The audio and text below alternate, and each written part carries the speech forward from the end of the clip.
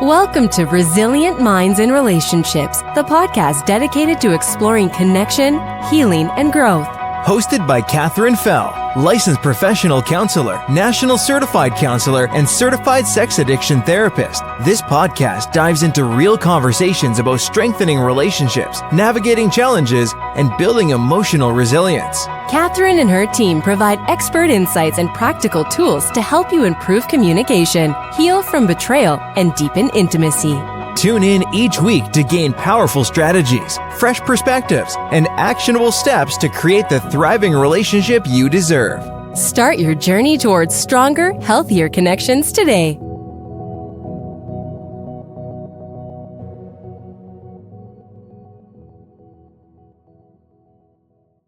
Hi, and welcome to Resilient Minds in Relationships. I'm Catherine Phil, a licensed professional counselor, a national certified counselor, and a certified sex addictions therapist. Today, we're going to be diving into attachment styles, a fascinating topic that impacts every relationship in your life. Whether you're in a long-term partnership, navigating dating, or reflecting on families, or even your family dynamics, understanding attachment styles can be a game changer. Have you ever wondered why certain patterns repeat in your relationships? Maybe you pull away when things get emotional, or you feel overly anxious when someone doesn't respond the way you had hoped. These behaviors often stem from your attachment style, a pattern that developed early in life and still influences how you give and receive love today. In this episode, we will break down what attachment styles are, where they come from, how they show up in relationships, and most importantly, how you can move forward towards secure attachment to create healthier, more fulfilling connections. So settle in and let's talk about how our past shapes our present, but also how we can use it to take control of our future. So by now you might be wondering, what are attachment styles? I like to say that attachment styles are like blueprints for how we connect with others. They're rooted in our early experiences with our caregivers, but they continually shape how we approach intimacy, conflict, and even our emotional connections today. Attachment styles develop in childhood based on how our caregivers responded to our needs. Were they consistent in nurturing, or were they emotionally unavailable or unpredictable? These early interactions form the foundation for how we relate to others as adults. Secure attachments happen if your caregiver was consistently available and nurturing. You likely learned that relationships are safe and dependable. However, if your caregiver was inconsistent, sometimes attentive, but other times not, you might feel unsure about whether love will last, and this can lead to a fear of abandonment. On the other side, if your caregiver was emotionally unavailable or dismissive, you might have learned to rely on yourself and avoid vulnerability, which would lead to an avoidant attachment. If your caregiver was both a source of comfort and fear, perhaps due to trauma or conflict, this can create a push-pull dynamic in relationships for you, otherwise known as a fearful avoidant attachment. So at this point, I'm sure you're wondering, why does this even matter? Why should I determine what my attachment style is? Well, those early patterns stick with us. They still influence us today in how we trust others, handle conflict, and even how we view our own selves in our relationships. For example, someone with a secure attachment style might say, "I trust that we'll figure this out together," during a disagreement or a conflict. On the other hand, an anxious person might overthink and say, "Are you mad at me?" While someone avoidant might shut down entirely and say, "I don't want to talk about this." Understanding your attachment style is the first step in creating the kinds of connections you desire. So let's dive deeper into how each attachment style plays out in adult relationships. Secure attachment and securely attached people are comfortable with both intimacy and independence. They can express their needs, listen to their partners, and handle conflict in what we would see as a balanced way. For example, during an argument, a secure partner might say, "I feel hurt by what happened, but I know we can work through this together." A secure person knows how to set boundaries without guilt. They may say something like, "I need some time to recharge, but I'll be ready to connect after dinner." People with anxious attachment crave closeness, but often feel insecure about their partner's love. People with an anxious attachment may overanalyze situations, worry excessively, or even struggle with trust. An example might be, after not receiving a text back immediately, an anxious partner might send multiple follow-up messages with things like, "Are you okay? Did I do something wrong? Are you too busy to respond to me?" During a conflict, they might say things like, "Why don't you just tell me that you love me? I feel like you don't even care about me anymore." If their partner goes out with friends, they might interpret it as a lack of interest in the relationship, saying, "Why didn't you invite me? Do you not want me around anymore?" On the other side of this is the avoidant individuals who value independence and often feel uncomfortable when too much emotional closeness is presented to them. They may naturally withdraw during conflict or avoid vulnerability altogether. An example of an avoidant attachment may sound like when their partner brings up a serious topic, an avoidant person will be the one to deflect with humor or say, "Let's not make a big deal out of this." Another time in an argument, they may shut down entirely, saying, "I don't want to talk about this right now," and even walk away. An avoidant person may struggle to share their emotions if their partner asks, "How are you feeling?" They may simply reply, "I'm fine," even when they're deeply upset. Fearful avoidant attachments or disorganized attachments is a combination of both anxious and avoidant traits. People with a fearful avoidant attachment style often long for connection but are also deeply afraid of being hurt.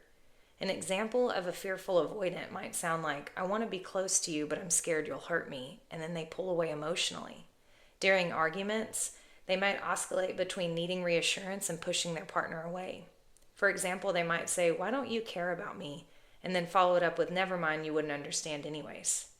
If their partner plans a romantic gesture, they might feel suspicious and think, "What's the catch? Are they only doing this because they feel guilty about something?" So let's look at this in a real-life scenario. Alex has an anxious attachment style and craves constant reassurance from Jessica, who is avoidant. When Alex feels insecure, he sends several text messages asking for reassurance. Jessica, feeling overwhelmed, withdraws and stops responding altogether. This triggers Alex's fear of abandonment, leading him to cling harder while Jessica retreats further. This cycle can feel frustrating, but awareness of these patterns is the first step towards change. So how do we move towards developing secure attachments?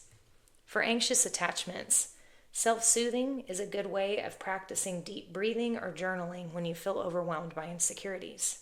Instead of texting your partner repeatedly, try writing down your feelings in a journal. It might sound something like, "I'm feeling anxious because they haven't responded. I know this doesn't mean they're upset with me." And in healthy communication for an anxious attachment, instead of saying, "Why don't you ever call me back right away?" try, "I feel a little insecure when I don't hear from you. Can we plan a time to check in daily?" For avoidant attachments, an opening up example. Something you can start doing daily would be sharing small, low-stake feelings. An example of this would be, instead of saying nothing, try saying something like, "Work was stressful today, but I'm glad to be home." Practice seeing vulnerability as a strength rather than a weakness. This is a great way for an avoidant attachment to develop the awareness to become securely attached to those around them.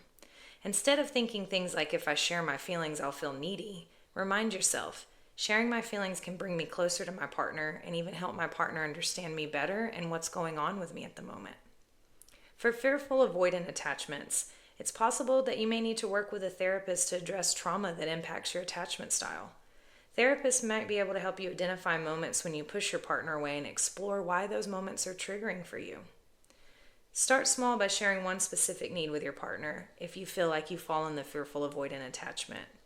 And instead of avoiding the conversations, try saying, "I feel scared when we argue, and it would help me if we could take a break and come back to it later."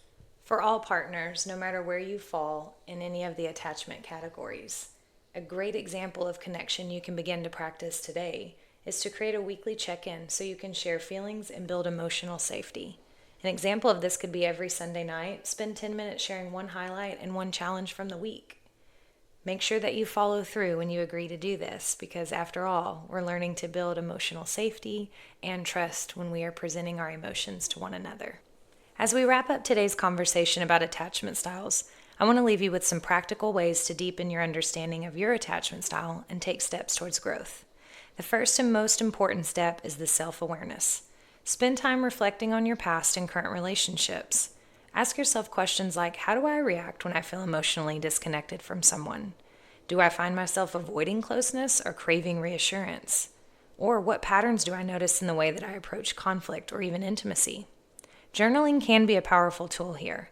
Write about significant moments in your relationships, both the ones that felt secure and those that didn't. Try to connect the dots between your experiences and how they shaped your beliefs and trust towards connection. Another great way to build awareness is through educational resources. Books like Attached by Amir Levine and Rachel Heller or Hold Me Tight by Dr. Sue Johnson both can provide deeper insights into how your attachment style influences your emotions and your behaviors. If you're ready to take your understanding even further, our team at Resilient Mind Counseling and Coaching is here to support you every step of the way. Our counselors and coaches specialize in helping individuals and couples explore their attachment styles, heal from relational wounds, and build stronger, more secure connections.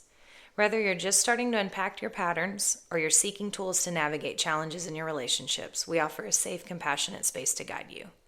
Through personalized therapy sessions, we help identify your attachment style and its impact on your relationship while equipping you with practical strategies to foster growth and security.